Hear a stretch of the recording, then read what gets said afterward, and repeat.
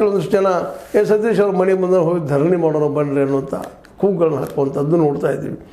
ಯಾಕಂದರೆ ಇವತ್ತು ಉಸ್ತುವಾರಿ ಇರೋದ್ರಿಂದಾಗಿ ಅವ್ರಿಗೆ ಅವ್ರ ಮೇಲೆ ಜವಾಬ್ದಾರಿ ಭಾಳ ಅದ. ಇವತ್ತು ಕೇವಲ ಅದು ಮುಖ್ಯಮಂತ್ರಿ ಯಾರಾಗ್ತಾರೆ, ಮುಖ್ಯಮಂತ್ರಿ ಆಗೋದಕ್ಕಾಗಿ ಅಧ್ಯಕ್ಷ ಆಗೋದಕ್ಕಾಗಿ ತಿಕ್ಕಾಡೋದು ಅದಕ್ಕೆಲ್ಲ ಆಗೋದಕ್ಕೆ ಇವತ್ತು ಏನಾದರೂ ಆಸೆ ಹುಟ್ಟಿದ್ರೆ ಇಲ್ಲಿ ಜನ ಮತದಾರರು ಇವ್ರನ್ನ ಈ ಮಟ್ಟಕ್ಕೆ ತಂದದ. ಇವ್ರು ಯಾಕೆ ಇವತ್ತು ಸ್ವತಂತ್ರವಾದ ಮೀಡಿಯಾಗೆ ಬೇಕಾಗಿರುವುದು ಸ್ವತಂತ್ರ ಧ್ವನಿ. ಆ ಸ್ವತಂತ್ರ ಧ್ವನಿ ಉಳಿಸಲು ನೀವು ಮಾಡಬೇಕಾದದ್ದು ಇಷ್ಟೇ. ಅದೇನಪ್ಪಾ ಅಂತಂತಂದ್ರೆ ನಿಮ್ಮ ಕೈಲಾದಷ್ಟು ಸಹಾಯ ಈ ಚಾನಲ್ಗೆ ಮಾಡಿ ಹಾಗೂ ನಿಮ್ಮ ಧ್ವನಿಯನ್ನು ಕಾಪಾಡಿಕೊಳ್ಳಿ. ನಮಗೆ ಹಲವು ಒಂದು ದಿವಸದ ಕಥೆ ಅಲ್ಲಿದು, 3-4 ದಶಕಗಳ ಕತೆ. ಅವ್ರ ಬೇಡಿಕೆಗಳಾಗಿದೆ ಜನರು ಯಾಕೆ ಮಾಡಿ ಈಡೇರಿಸ್ತಾ ಇಲ್ಲ ಅನ್ನೋದು ಅವರು ಅತ್ಯಂತ ನೇರ ಸ್ಪಷ್ಟವಾದಂಥ ಪ್ರಶ್ನೆ. ಇದಕ್ಕೆ ಉತ್ತರ ಕೊಡಬೇಕಾದವರು ಸತೀಶರು ಮತ್ತು ಜೊತೆಗೆ ಅವರ ಗುರುಗಳಾದಂಥ ಸಿದ್ದರಾಮಯ್ಯನವರು.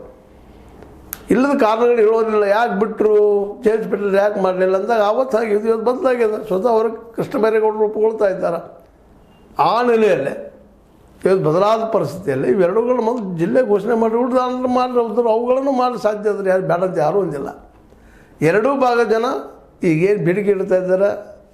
ಇವತ್ತು ಅಥಣಿ ಜಿಲ್ಲೆ ಆಗಲಿ, ಬೈರಗೋಲ್ ಜಿಲ್ಲೆ ಆಗಲಿ, ಇನ್ನೊಂದು ನಮ್ಮ ಸವದತ್ತಿ ಜಿಲ್ಲೆ ಆಗಲಿ, ನಿಧಾನಕ್ಕೆ ರಾಮದುರ್ಗ ಜಿಲ್ಲೆ ಆಗಲಿ, ಕೇವಲ ಸಾಹಿತ್ಯ ಉಳಿದಾಗಿಲ್ಲ ಅಂತಲ್ಲ, ಏನು ತಪ್ಪಂತೂ ಅನ್ನಲಿಕ್ಕೆ ಆಗೋದಿಲ್ಲ. ಯಾಕಂದರೆ ಚಿಕ್ಕ ಚಿಕ್ಕ ಜಿಲ್ಲೆಗಳಾದರೆ ಎಲ್ಲರೂ ಆಡಳಿತ ಅನುಕೂಲ ಆಗ್ತದೆ ಒಂದು ನೆಪದಿಂದ